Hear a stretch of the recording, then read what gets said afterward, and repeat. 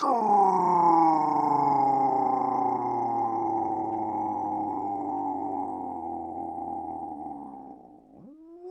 humans. Greetings, and welcome back to another fun-filled episode.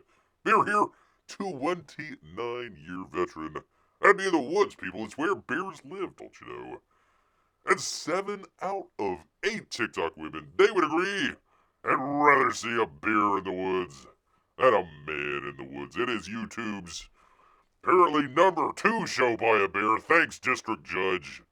Took away Bear's number 1 position just the other show. So, we're now number 2 show out here at YouTube by a bear. But great to be with you all. It is your emotional support animal, people. Great to have all of you here with us here today. Hungry for some honey. Gotta get it right here in the old belly here, people. I'll tell you what, Bear has been... I apologize, people. Starting off the show... scratching the nose, which is hard with claws here. It's the pollen, people. Pollen everywhere, everywhere, everywhere, everywhere. Just can't get away. Literally, you go and wash off in the river and you come back out, and you're covered in pollen again, for crying out loud. It's like, what's the point? What the hell is the point?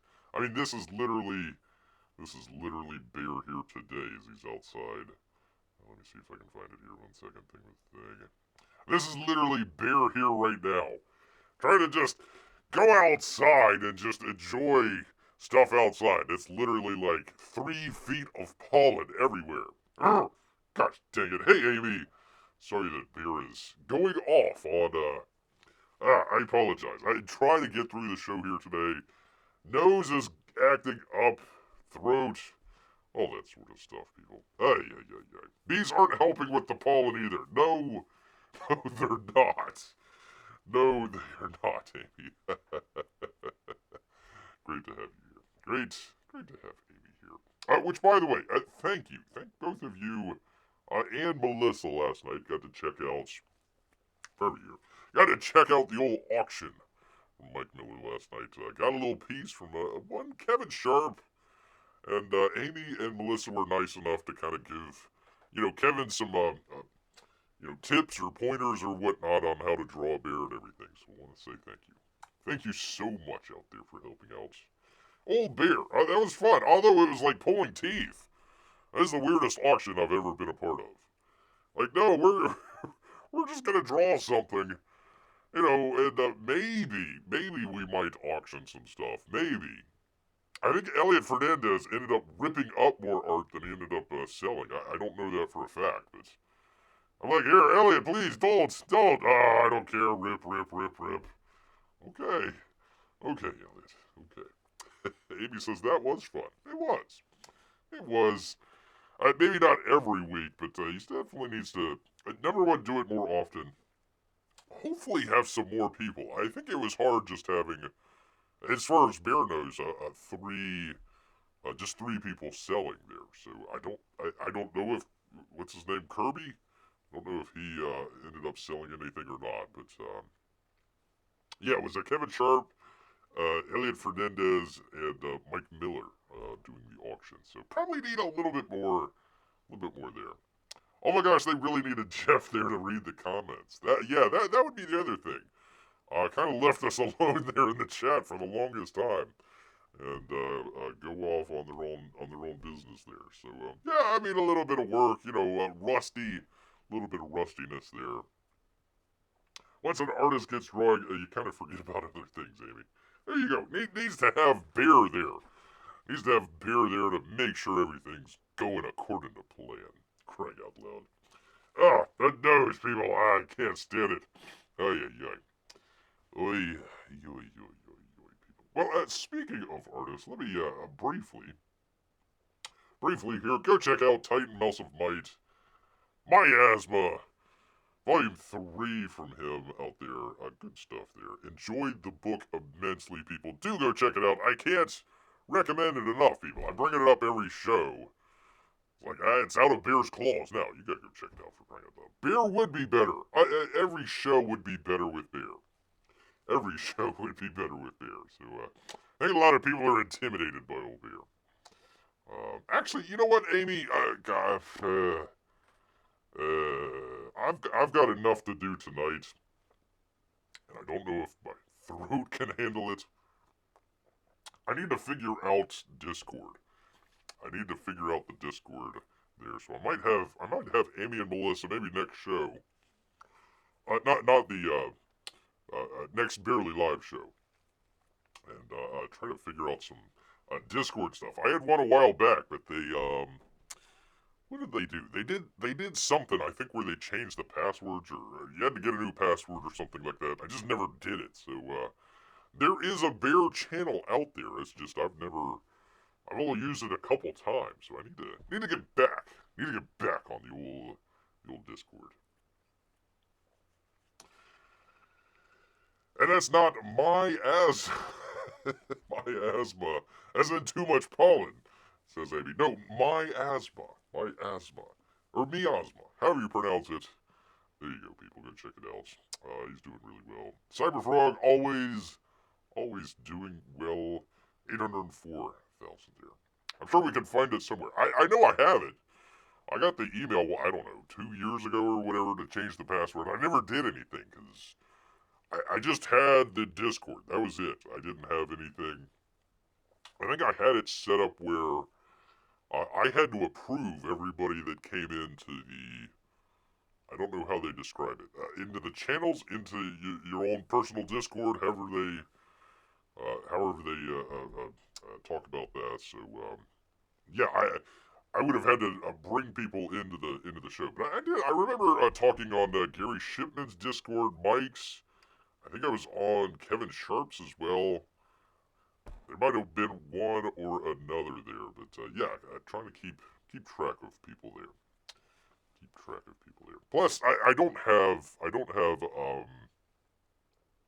what is it called? StreamYards. I don't have that. Well, I don't have Chrome or Brave or any of the other ones. I just Bear just does the Safari on the Mac here, so it's OBS or nothing. So I haven't figured out how to bring people in or go on to other channels out there. So that might be a longer-term project for old Bear out here.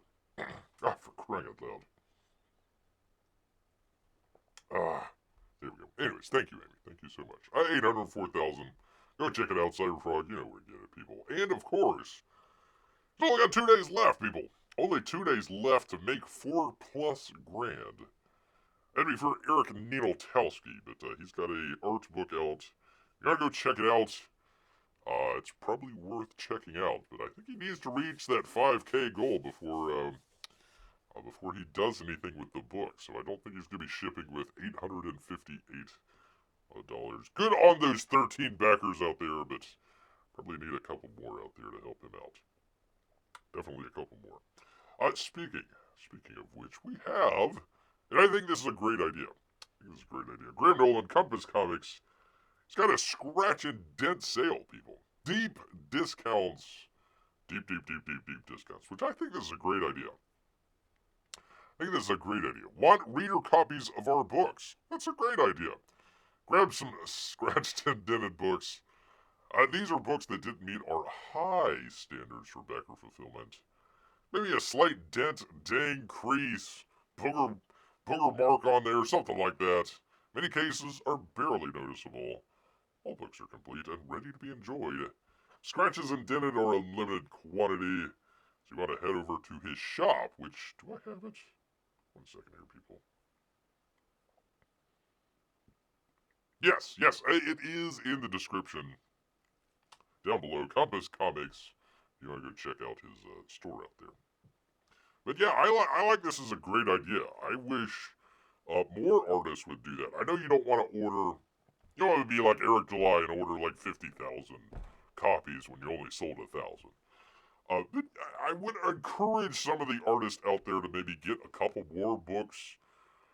Like, let's just say the order was for, I don't know, 3,500 books or something like that. Just go ahead and order 4,000.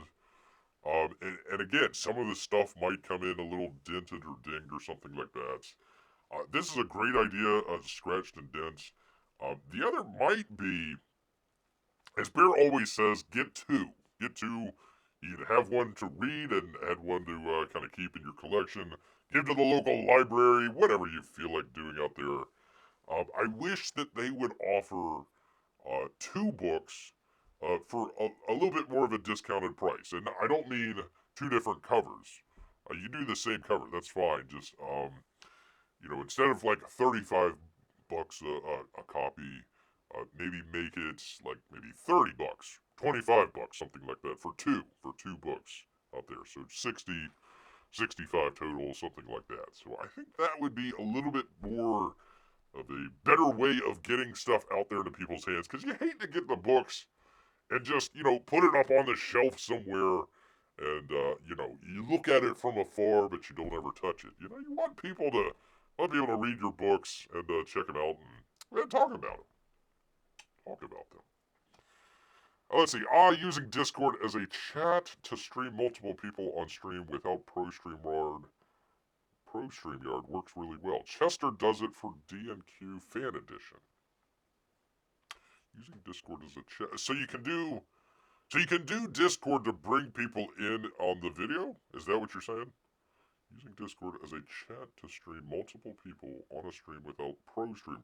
I don't have StreamYard. I have OBS. That's what Bear uses right here. It's the old trusty OBS.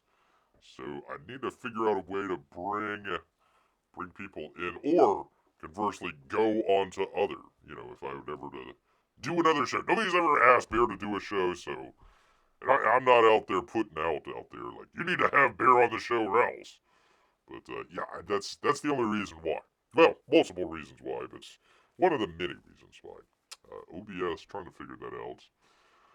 It's complicated, people. It is complicated. Yep. Okay. All right. I'll have to look into that. Amy, next on Wednesday, we'll do our normal show on Monday and Tuesday with the gaming stuff, which you haven't checked out. Come on down to the chat council. Played a little game called Civilization 7.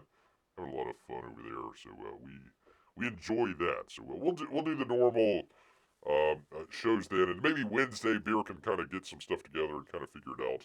I'll see if I can find the password or the link to do the password to get into Discord. So we'll find out. Thank you, Amy. Thank you for always trustful for Amy for great help that she has out here. Oh gosh, dang it, the throat, people.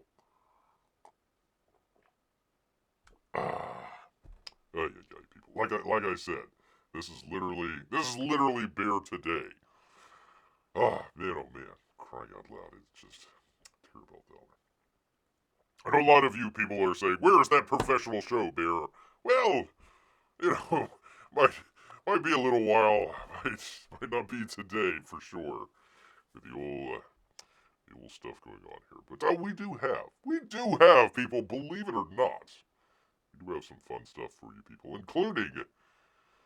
including one of Bear's favorites. I told you so. Literally, I told you so. As usual, people, let's get into it. From Deadline, Anthony D'Alessandro. I told you, people. Listen, I don't know what, 2, maybe 3 shows ago, we were talking about some of the Snow White stuff out there. And maybe some of the projections. I think that they had projected it, I forget, $50 to $60 million range, if Bear remembers correctly. I says, it might come in, that might be okay. It might come in a little bit lower than that. I was adamant. I was like, okay, it's not going to be this great hit that people are, boosting it up for, and it's not going to be the giant bomb that all the people, as boy Zach calls them, the clowns, the birthday clown people. Like, it's not going to be the bomb that all the birthday clown people thought it was either. I saw a little something there. What was it? Jeremy from the Geeks and Grifters goes out to watch the movie, and I walked out of the movie. I couldn't believe it. Like, really? You sure you weren't escorted out of the theater? It's kind of odd to have a single old fella there in a theater with a bunch of young tweens watching Snow White. But, yeah, sure. You walked out, for sure.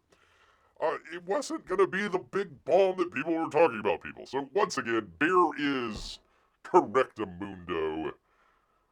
From Deadline, ho hum ho hum. Snow White open at 45, which is nothing to sneeze at.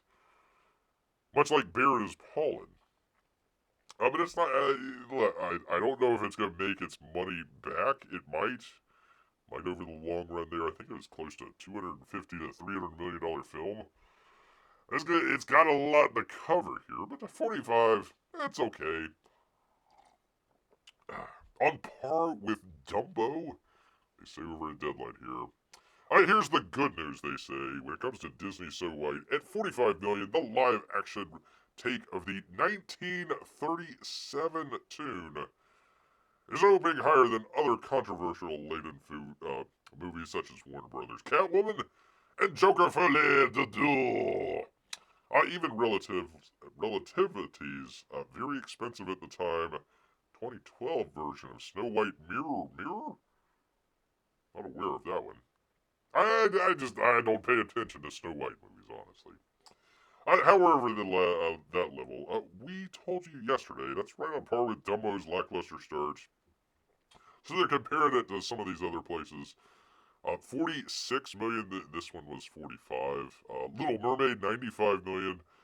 Maleficent, let's just call it 70 million. And Cinderella, we'll just call it 68 million here. So, lower than that stuff there, but not, I mean, listen, it's not the bomb that everybody thought it was going to be. I didn't think so either. I didn't think it was going to be a big bomb here. But listen, Deadline, it goes on here. Let me see. 1, 2, pardon me, people. 3, 4, 5, 6, 7, 8, 9, 10, 11, 12, 13. 13 paragraphs to explain why Snow White, the new Snow White movie, did okay-ish. Not what everybody was thinking, but not terrible or anything like that. I can explain it really easy. I can explain it really, really easy. You're not going to hear this anywhere else but right here from old Bear, not even from the birthday clowns. Crying out loud. The colors are kind of dismal in that scene. I've seen some other stuff where it looks really, really colorful. Maybe they just took a bad, one of the bad screenshots here. The original was so pretty, says Amy. It's hard to follow it with something like that. Again, Mark Webb, director, he's directed small films like the 500 Days of Summer movie, and big films, the Spider-Man films. So he's an accomplished director. They had people from the Wicked movie that did the music in there. It's always difficult with some of these studios. You really want to have the studio behind you to bring everybody together. Your lighting, your sound, catering, all the great stuff out there. You want to have all that stuff together. So they brought all that stuff. I thought the trailer for the Snow White, it looked okay. Except for the dwarves. Those looked weird. Weird. But other than that, I think it was okay. Is it better in some of them? Maybe so. Well, yeah. Again, if you watch the trailer, it's a little bit more bright. It's not as dismal color as this. I guess they're trying to do the contrast. I guess she's trying to contrast between, I don't know, the people of Snow White Kingdom. I don't know how it works, people. In her red dress. Okay, fine, terrific. It's fine. Gotta keep drinking, people. Gotta keep drinking here. Well, I will tell you, without 11 paragraphs to go through, why Snow White did okay, but not great, and not terrible. Are you ready? Clippers out there, get ready. This is going to be a very, very, very controversial statement. A hot take, if you will. Get ready. I want to make sure that all of the audio equipment is ready and ready to record out here. I don't want to get any jump the gun or anything, but here we go, people. Rachel Ziegler, star of the show here, she was right. She was correct. She was right on.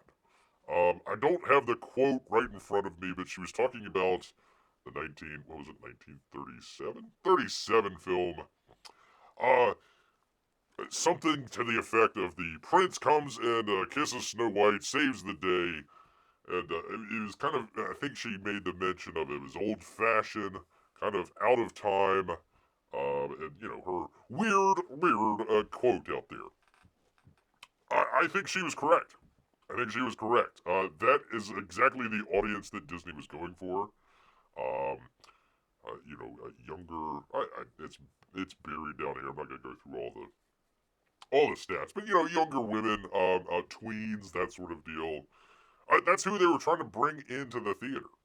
So you've got a classic, one might say, film, older film. Others might say that might feel a little outdated. That aren't up. Again, I'm not for it, but not might be with the current times that we're in. So, yeah, it's a little weird that, Snow White is in the theaters compared to a live action Aladdin, or they made the comparison to The Little Mermaid. All stuff that was made in the 90s out there. Something back in 1937 might be a little out of place there for, some of the tweens and younger women out there that are going to go see it. So, folks like Jeremy What's-His-Face from the Geeks and Grifters, going to the theater and walking out. I'm making a big stand of walking out of the theater. Well, you give Disney your money, so good job there. But it's not a film for you. It's not a film for Bear.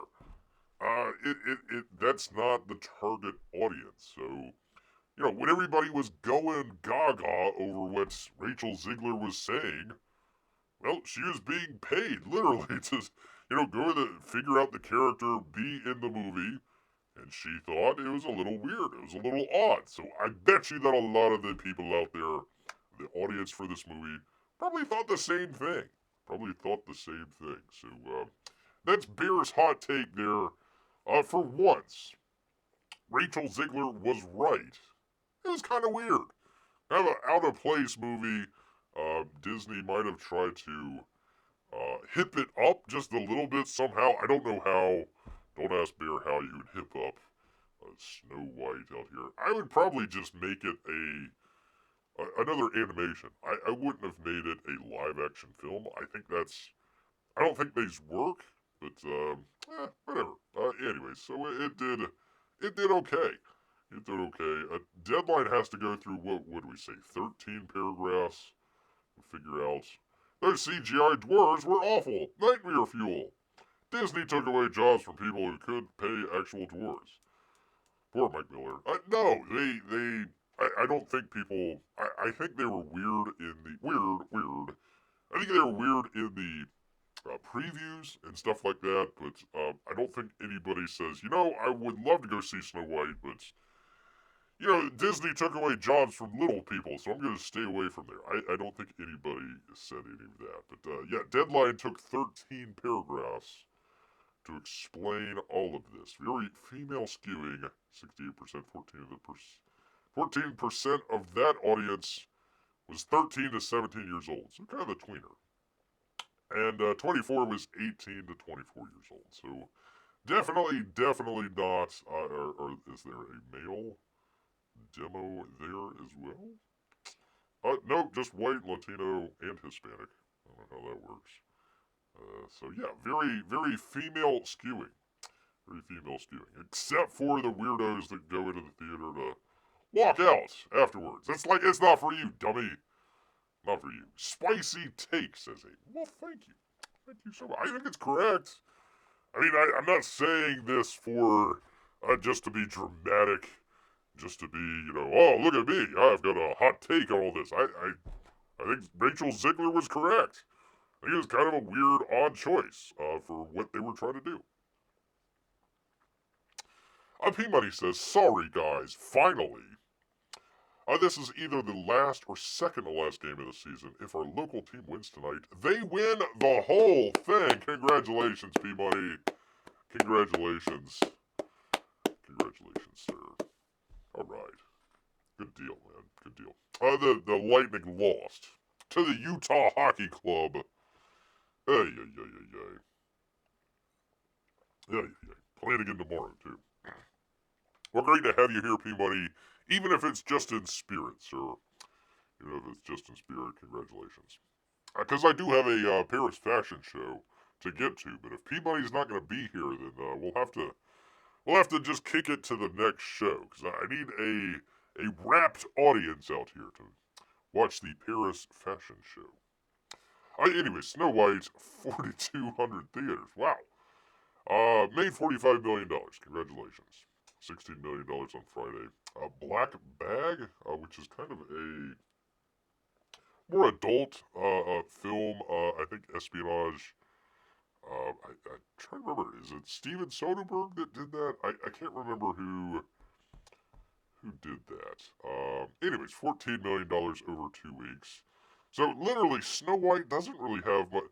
Their only competition is themselves out there with Captain America. Came back up number 3. Let's see, $192 million in 6 weeks. They might get their production money back out of all this by the time it's all over with. They're not going to make any money.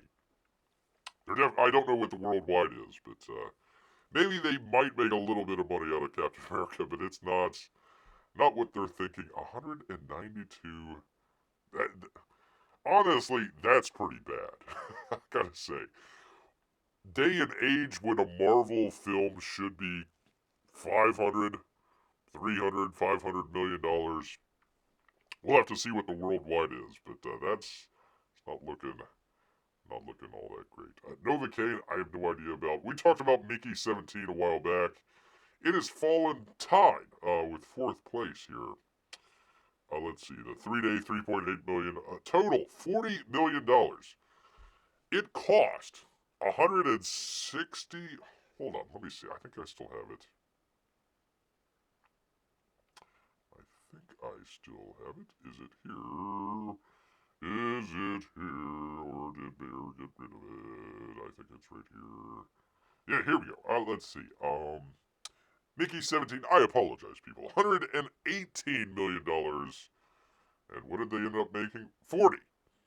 $40 million. Ay, ay, ay, ay. Oy. Oy, oy, oy. Warner Brothers striking out again with another film called Alto Knights. This is interesting. We're going to talk about this in just a minute. The Looney Tunes movie. Not by Warner Brothers, because Warner Brothers sold it to a bunch of folks called Ketchup. And they're not doing too bad. Not doing too bad. For an independent outfit, $6.3 million over 2 weeks. Not too bad. Not too bad at all. Continues on. Paddington rounding it out at number 10 here. $43 million over 6 weeks. So there you go. Not a whole lot of competition other than Captain America for Disney out there at Snow White. So, again, I think she is correct. Weird. It was kind of a weird, odd choice to make a movie like this. Kind of odd, especially targeting it to young women out there. If it was, another maybe 90s movie, maybe, well, they already did The Little Mermaid. What am I trying to think of? They already did Aladdin, didn't they? Gosh, dang, they did.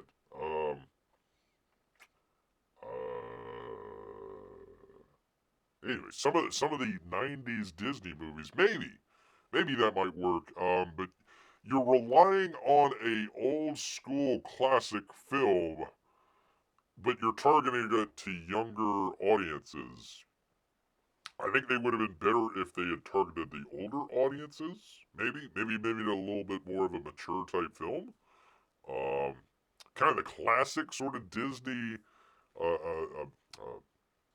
themes that they would have going on with, some of the Disney movies back then were kind of dark. I mean, look at Bambi, for crying out loud.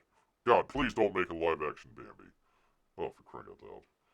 So maybe if they did that, maybe it would skew a little bit older, but may have done a little bit better. But they tried to take an old movie,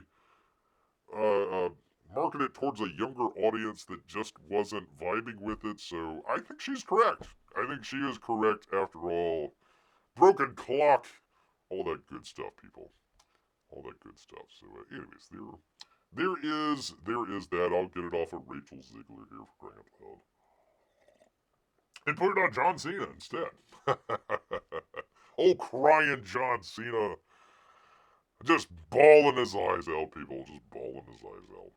This is interesting. So we talked about Ketchup here just a moment ago. They had the Looney Tunes movie that Warner Brothers, God, for whatever reason, God, I can't fathom this.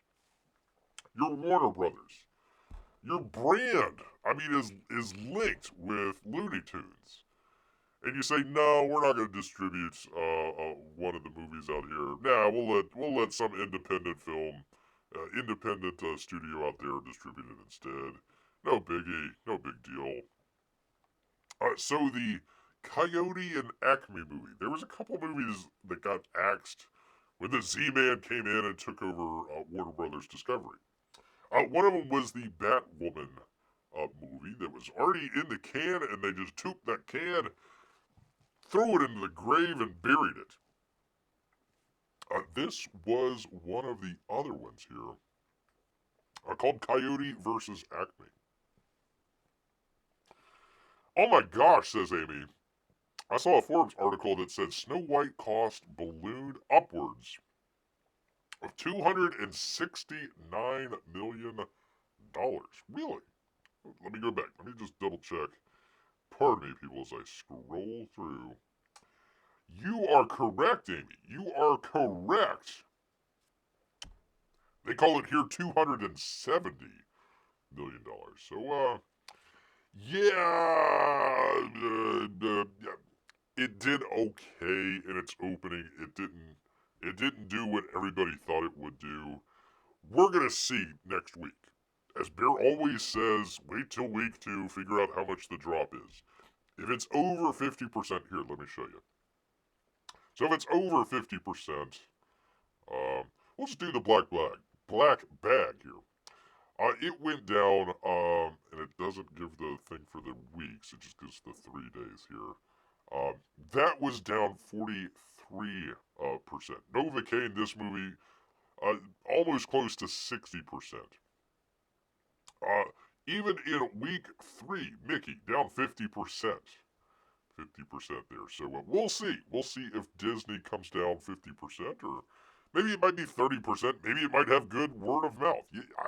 I don't know. It's not for me. It ain't a movie for old Barry here. You're not gonna find a bear in the theater for Snow White and whatever the hell it was called. So there you go. There's no one on that picture about Coyote versus Acme. Wait, there's not? Yeah, there is. Right there. John Cena. For more than a year after Warner Brothers shelved Coyote vs. Acme for tax reasons, Looney Tunes-inspired film is close to finding a new home. This is Rebecca Rubin over at Variety.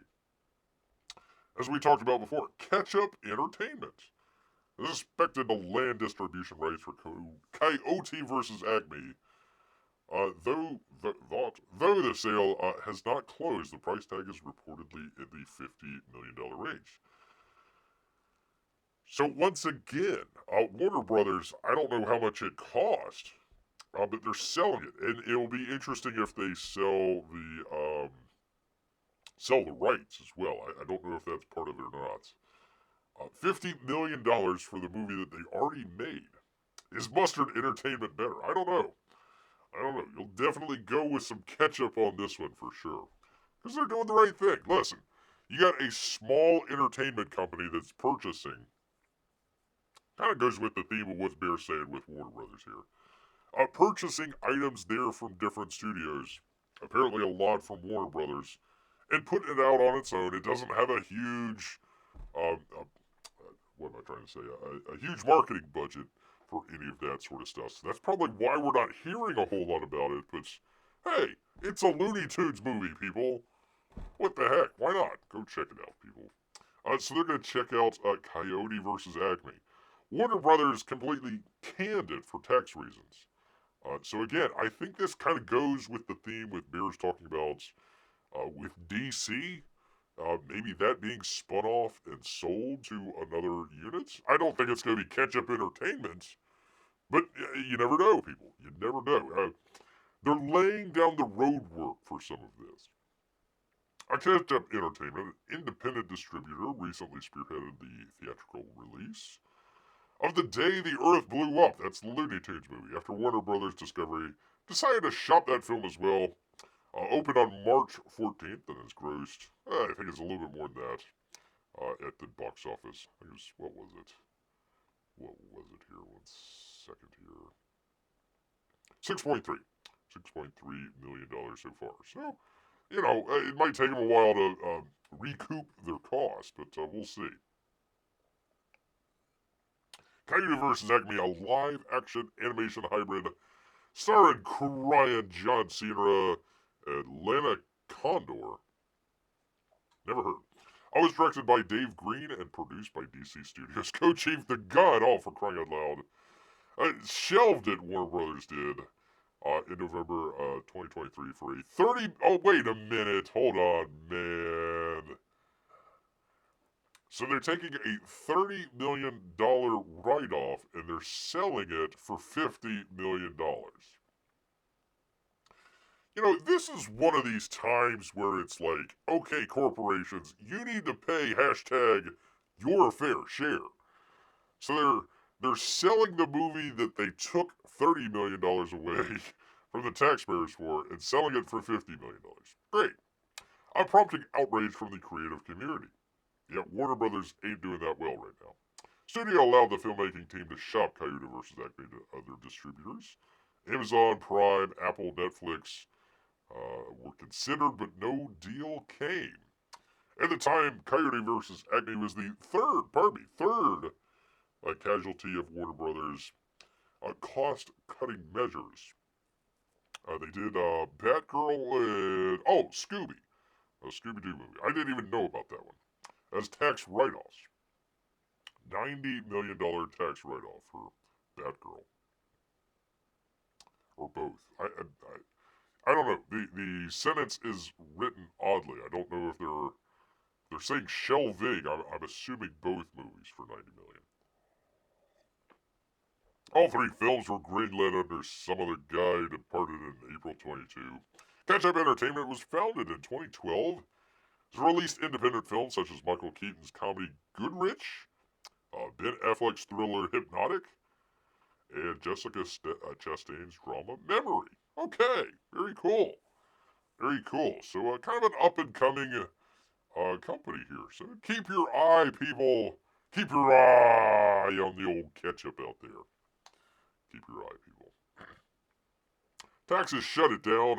Even Wile E. Coyote isn't smart enough to figure out the IRS.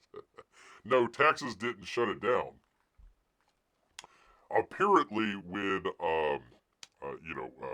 the new regime came in over at Warner Brothers, they had the film.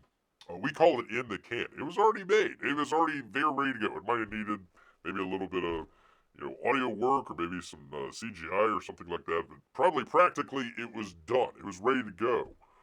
And I think, if Bear remembers correctly, I don't know about all of these movies, but I know a couple of them were supposed to go to the Max, their streaming service. So apparently, either they were supposed to go in the theaters or Max, whatever the case may be. The new regime came in, they took a look at it, and they says, God forbid we are never releasing this. This could harm us irreparably. We're just going to write it off as a tax write-off and get it the heck out of there. Which is kind of weird because you're not supposed to ever distribute the movie if you take the tax write-off. So I'm wondering if they're taking the money and then paying the IRS again. So, no, it wasn't taxes that shut it down. They were just trying to trim some cost. They already had a bunch of cost into the movie. Probably had some more to promote it. They says, we're not going to promote these stinking films. So they just took the tax write-off instead. It would be like, I don't know, you're making widgets, and for whatever reason, the widget doesn't work, and you say, well, we've put in X amount of money to make this widget, it doesn't work, so we're going to take that as a loss as a company, and we're going to write that off on our taxes. So you never distribute the widgets, you don't distribute the movies in this case. That's what they did there, Amy. That is what they did. As best Bear can tell. Oh, crying John Cena out here. That's as best as Bear can tell from Variete and Rebecca Rubin, people. There you go. Oh, gotta take a drink here, people. Oh, the pollen, people. The pollen is everywhere. It is everywhere, people. Well, Hawaii has it worse. Hawaii has it a lot worse, people. Because Hawaii is sinking, people. I'm sorry to say, if you live in Hawaii, your island is sinking, people. But the brilliant people, the brilliant climate change people says, oh no, it's not sinking. Oh no, it's the sea levels rising. No, you dummies. The island is sinking. It's not, we're not having rising sea levels. It's sinking out here. Hawaii is sinking 40 times faster than previously predicted. Homes, businesses could soon be wiped out, people. Let's check it out. Let's see what's going on here. From Ben Coast, New York Post. Paradise lost, he asks. California isn't the coastal oasis. California isn't the only coastal oasis that's at risk of submersion. One would hope.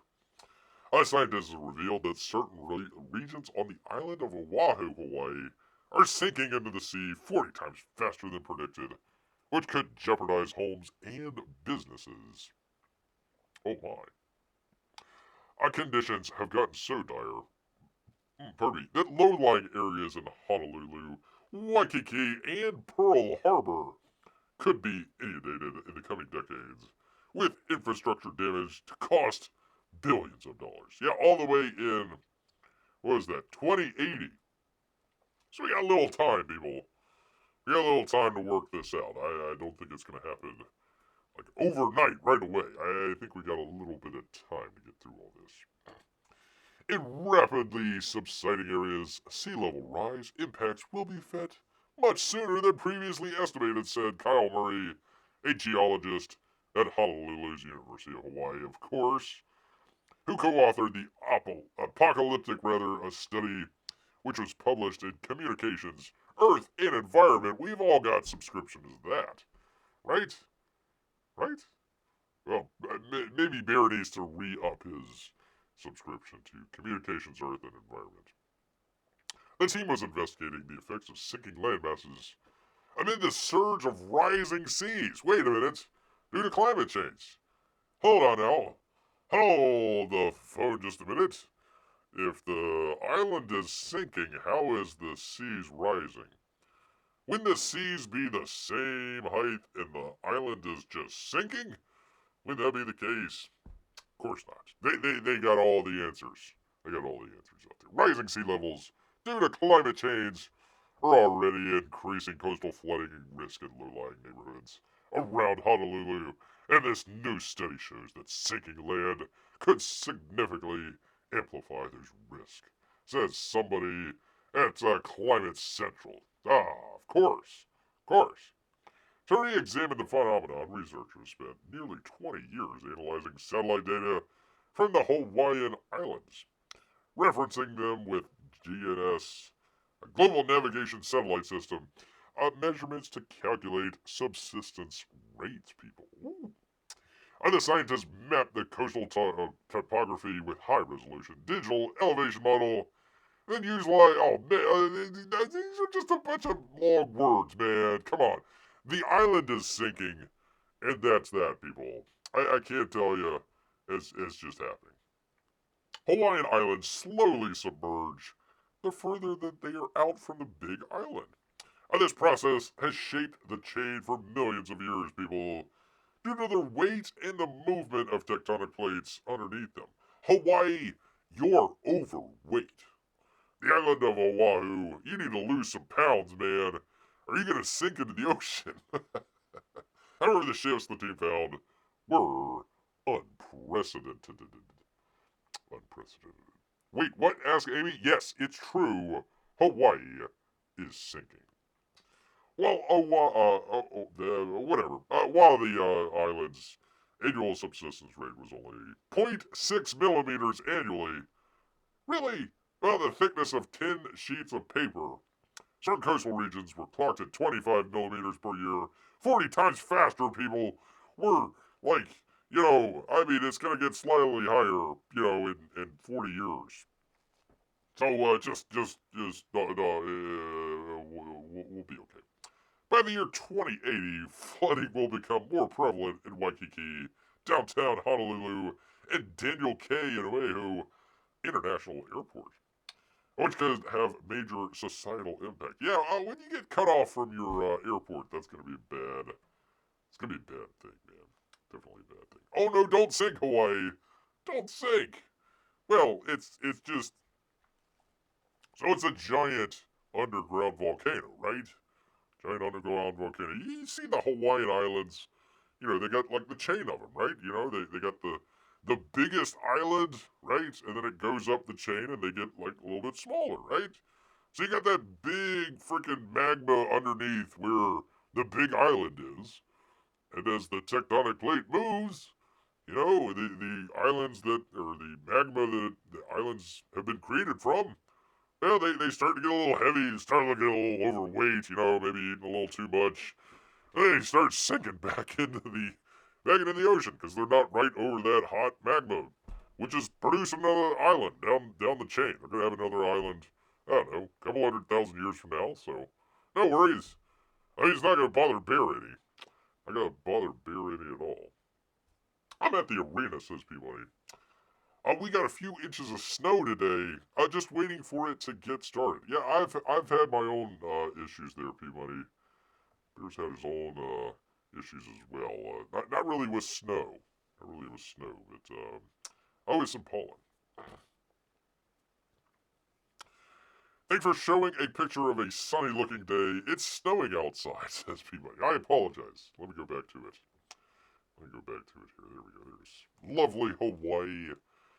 Get it while the getting's good, people, because it can sink at any moment, people. Well, 2080, but it can sink at any moment, man.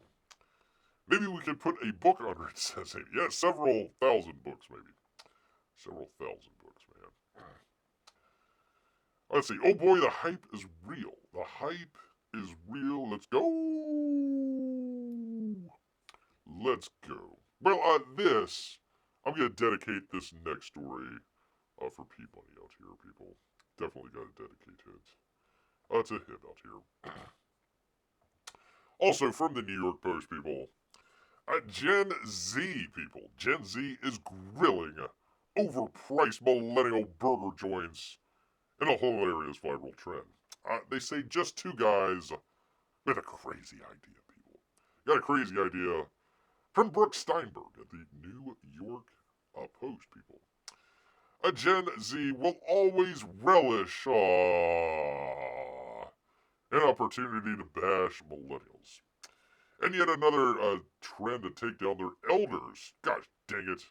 Gen Z critics are roasting the so-called millennial burger joints, overpriced eateries supposedly marketed by and for late 30-somethings, are known for a few telltale features, such as sky-high burgers, truffle fries, steel stools, exposed bricks, condiments and little metal cups, and menus with shareables and handhelds, people. We all know the type.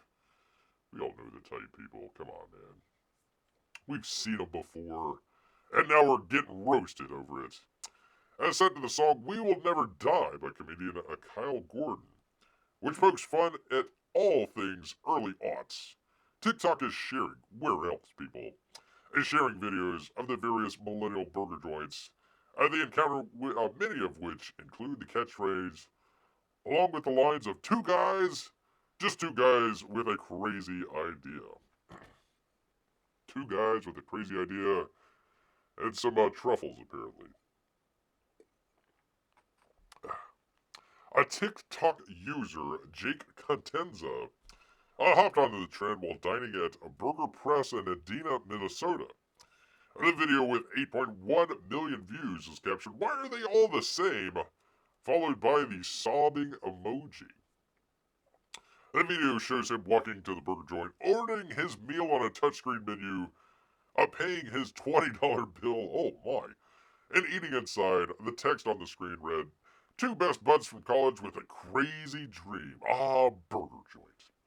I actually found out the burger spot and then the restaurant next to it. It's next to, is like a shawarma place, and they're actually owned by, like, immigrant from Cairo, Egypt. Like, yeah, you know, for sure.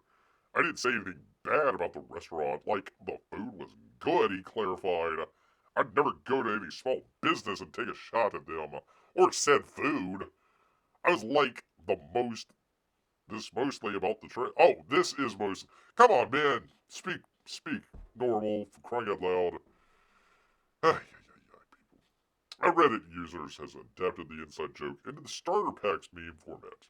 Millennial Burger Place starter packs created the ultimate overstuffed burger with images of avocado, egg, toothpicks, price tags, and string lights for that upmarket ambiance, people.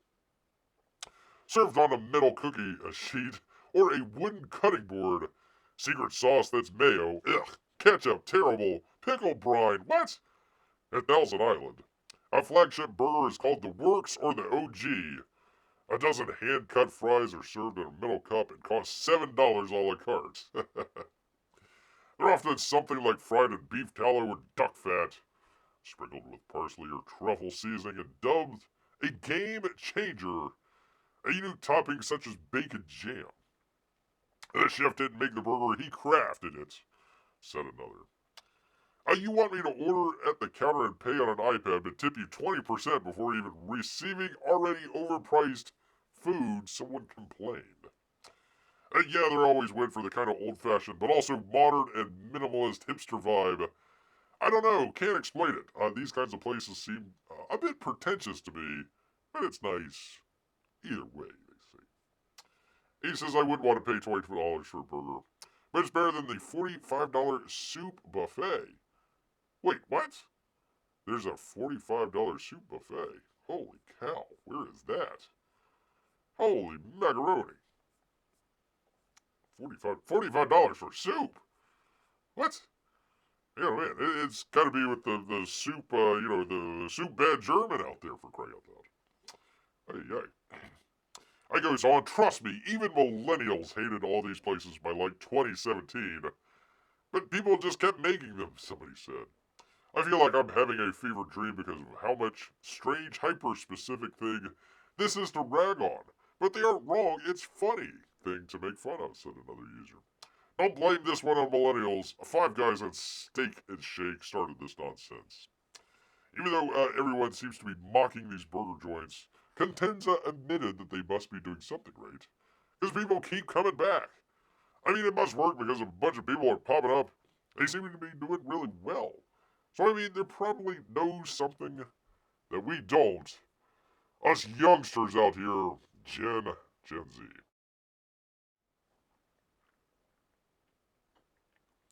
When would you ever eat $45 of soup? That's a good question, Amy. Yeah. Well, let's see. What would cost? Pardon me. What would make a soup cost $45? Truffles.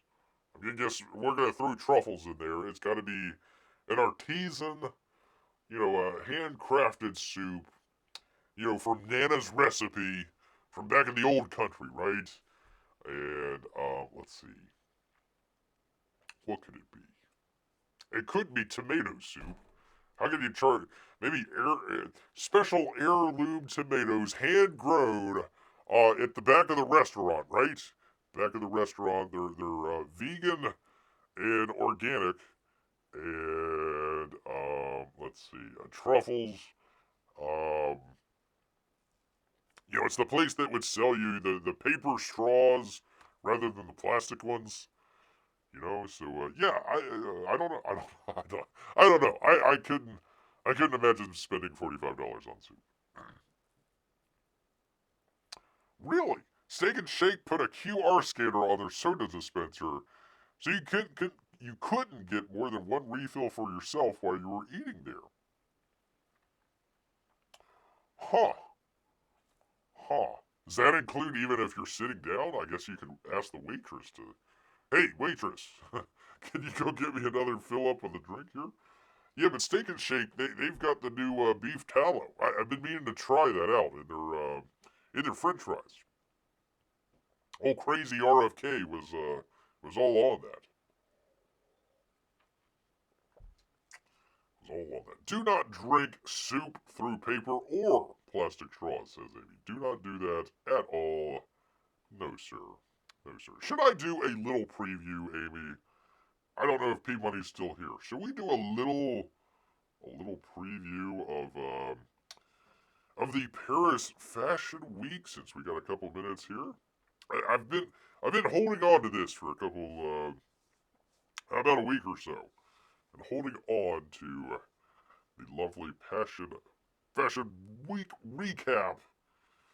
Human violins, plastic boobs, and lampshade hats. I wanted to drop this on old P Money here, so this might have to wait. Ooh, fashion, she says. Careful what you wish for, Amy. I just came back on, and first word is fashion. Well, let's go right to it. Let's go right to it. On the catwalk for Maîtrise Fécales, which translates to fecal matter, a subversive Canadian P-Money designing duo. Hannah Doze, Dalton, and Stephen, I can't even pronounce that. I sent models down the runway in sky-high plumes of feathers from their shoulders and collars, some wearing the brand's very viral, thigh-high, hyper-realistic silicone skin shoes. What? Okay. So there you go, people. There is, I'm assuming a model. I'm assuming a lady. I'm not so sure. But man, oh man, are those collars popping, people? Those are some collars that are popping left and right. Leave it to the French, people. Leave it to the old French out here to come up. Well, you're here right in the right time, P-Buddy. We had this. We had a burger story, which I thought you would just find great. But nope, he comes back at the wrong time. It's fashion instead. That looks like Phantom Menace, says P-Money. It's the bad guy from Harry Potter. Yeah, I'm assuming it's a lady. I think. Maybe. You know, when you're questioning yourself of whether or not the model in front of you is a man or a woman, maybe it's time to get some different fashion out there. Definitely some different fashion out here. There's a man with boobs. I don't know what fashion this is supposed to be.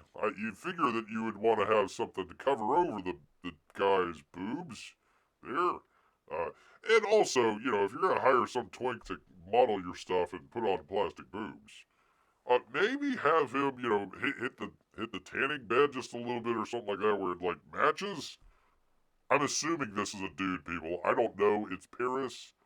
It's weird, man. It's freaking weird, man. There's a dude with plastic boobs walking. I think it's a dude with plastic boobs walking around. I don't know. It's the new plastic boob fashion for fellas. Apparently, maybe. I I I don't know, people. I don't know. We will move on. We will move on to the new hotness, Amy. The new hotness. Fashion means clothes. Where's the clothes? The new hotness apparently is wearing your clothes backwards. No, you didn't. You didn't wake up with a hangover and jump in your work clothes and head out to work and like, oh my God, they're on backwards. No. You are high fashion. Probably even higher fashion than the dude with the boobs. Fake, fake cleavage does not get, I repeat, does not get P-Money's points at all. No points at all for Peabody. The fake cleavage out here. Still trying to figure this one out. She has shirts as pants. Yeah, no, that's a skirt. It's just on backwards, I would assume. Oh, no, you're right. Yeah, the middle lady. Yeah. I was looking at her shoes and thinking that was kind of odd. Yeah, apparently it's... Apparently she is wearing a shirt as a bottom, and it is also on backwards to match her dress that is also on backwards. So you get some back cleavage there, Peabody. I don't know how that works. How that works out at all. Not sure. Not quite sure. It's Paris, people. What can you say? Clothing was worn backwards on the runway. Yes, I can see that. That would be Zomer. Zomer, people. If you want to be hip and cool, you gotta wear your clothes backwards, people. Definitely wear it backwards. Here's a lady with a lampshade.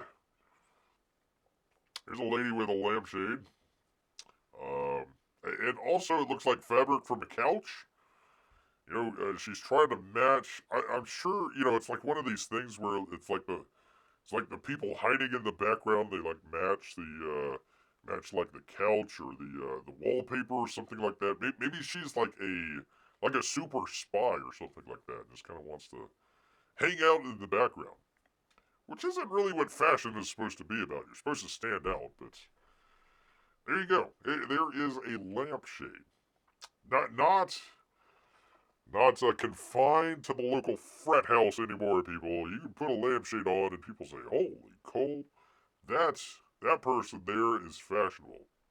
Not sure how you wear your lampshade backwards, but there you go, people. Lampshades, people. If it works, she can be her own nightlight, says Peabody. The question is obviously, how do you see where you're going? I mean, obviously the lampshade is to shade, you know, the light, and point it down in one direction. So how are you supposed to see where you're going? I guess maybe she's looking down, I don't know, but, you know, you're just kind of staring down at the, you know, listen, you're in high fashion, you're just going to be staring at the ground the whole time. Definitely at the ground the whole time, man. Draped dresses is what they're calling it. The show models donned lampshade-style veils and draped dresses to match, they say. Interesting. Very interesting. Here you go, Amy. Here's the next big thing. Bunny-inspired hoodies and garments made from stuffed rabbits. Hey now, what the hell's going on here? At least it's not stuffed bears. But yeah, so if you ever, you know, you didn't want to leave your bed in the morning, you know, with all your stuffed animals, you can take your stuffed animals with you to work as a beautiful top. Is it cute? Says Amy. You tell Bear. Listen, I'm not even wearing any pants right now, Amy, so I couldn't tell you. Couldn't tell you one bit here, but there you go. Where is Melissa, by the way? She should be all over this.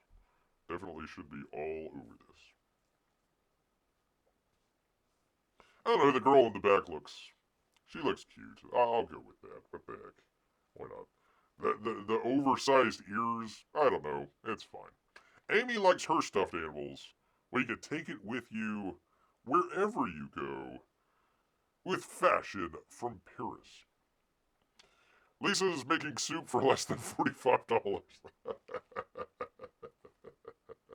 Artisan crafted soup. Okay, well, tell her to watch the repeat here. Which, by the way, pardon me, people, as I go on a side tangent here for just a moment. I've been trying for, I don't know, several days now to get the archive to accept the show that we did a couple weeks back with the Powerpuff Girls in there that got shut down immediately. And I would tell you, oh, go check it out, but it's been taken off as a copyright thing for Beer's channel here. Nobody can see it. So I've been trying to I'm up to my 6th upload, people. Trying to block out, blur out, shrink down. It's like this blurry blob that you can't even tell what's going on. I still get copyright struck. 6th or 7th time now, for crying out loud. So, crying out loud. Anyways, back to the fashion show, people. Back to the fashion show because we have teddy bears. Teddy bear puffer. Cuddly animal theme continued at Undercover, where a model wore a teddy bear puffer jacket fashioned as a dress.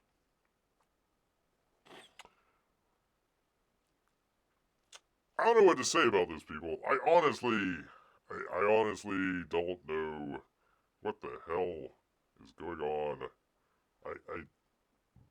I guess it looks like a bear. Maybe. I guess that's his head out front and then his arm. Maybe. Why are they so sad looking? Because they have to wear crap like this, Amy. What do you think? I would be sad too if I had to wear, I'd be sad like the dude with the boobs, man. That's just, like, man, I was hoping to model jeans, now I gotta wear boobs instead. Or a lampshade, or my clothes backwards. There you go. Well, let's bring it on to another lady that's also not too thrilled to be there. Models were in a hairy situation at Joomla Wannabe's Donny garments woven with lifelike locks. So like bear. Wait a minute, they're finally coming around to the bear look. I knew it. It only took a matter of time to finally come around to just, wearing your hair on the outside and let everybody take a look. There you go, man. No clothes needed. No clothes needed. Not at all. Had to go for a minute. Why did I come back to the weirdness? Just increases, Peabody. Oh, you haven't seen the best yet, Peabody. You haven't seen the best yet. There's a violin coming up. This is an impromptu fashion show, people. So we had to do that for OP money out here. There you go. See, it looks just like Bear. I could have walked the runway at Paris, people. Bear could have been well, listen. Bear was a hand model many, many years ago. Had to leave it. A lot of situations going on, but if I don't want to go back. I don't want to go back to the fashion industry, but the fashion industry is finally coming around to beer. Crying it aloud. A teddy bear coat. Yeah, by the way, you missed the teddy bear coat, B-Money. There you go. A teddy bear coat dress is an overly fluffy coat that you belt and wear as a dress. They're cute, but these aren't it. These are not it. Looks like a hairy bear donated all of his fur. Yes. Quote unquote donated. Yeah, we'll go with that. Is she wearing leather? Oh my gosh. Oh my gosh. Alright, where is the violin lady? There's the violin lady. There you go. Hoda Kova walked the runway in a lifelike violin one piece. No strings attached, they says. No arms either, apparently. Somebody give that lady a hand because she does not have any in the violin. That is a violin that you could wear. Out and about, to the club, maybe to work, to the airport, maybe. You got a big flight that you need to catch, and let me put on the old violin. Let me put on the old violin instead. Walking out of the house, at least she's not wearing it backwards. It'd just be weird. Can you sit in that violin? I think you just lay down. Then you lay down, you maybe retract your legs into the violin there, and you just kind of squat, maybe lean up against the wall somewhere.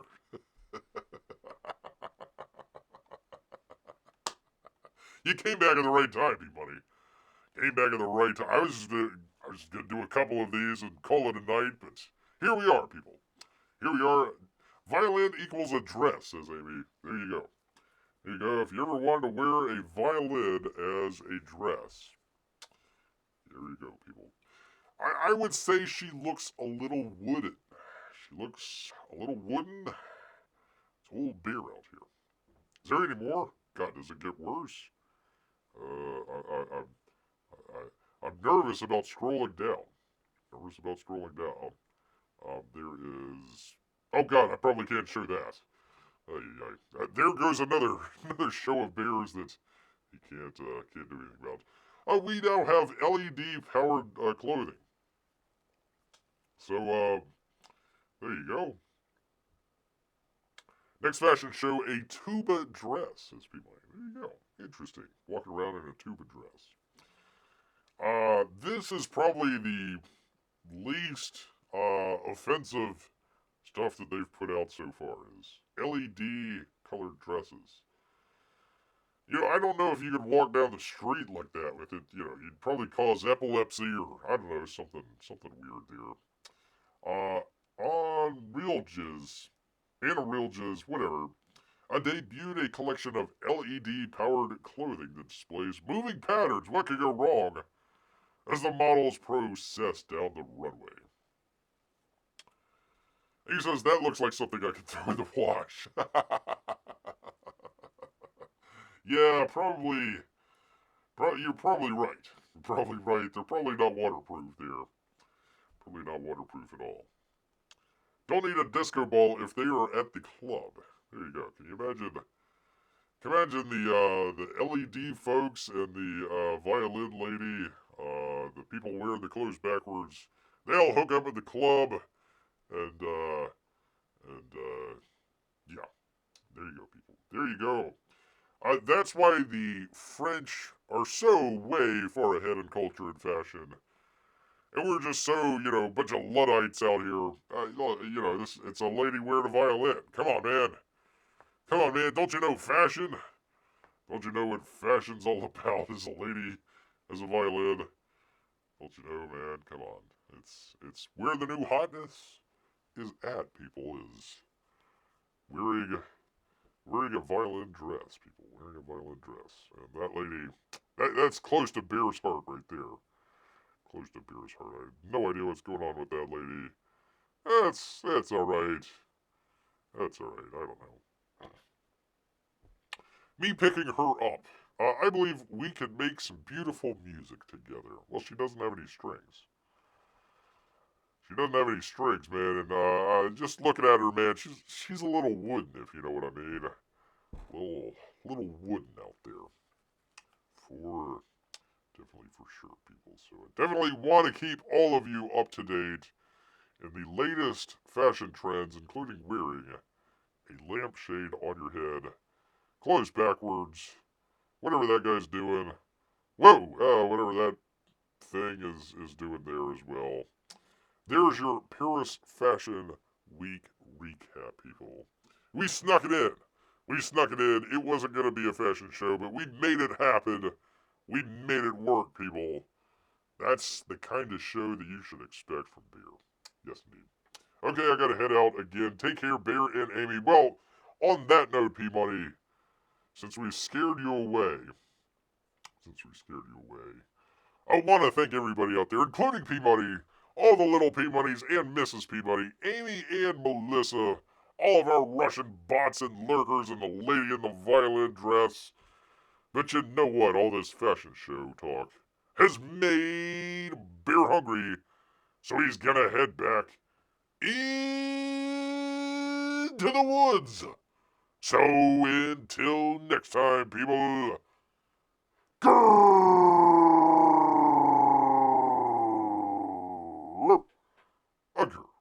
night, everybody.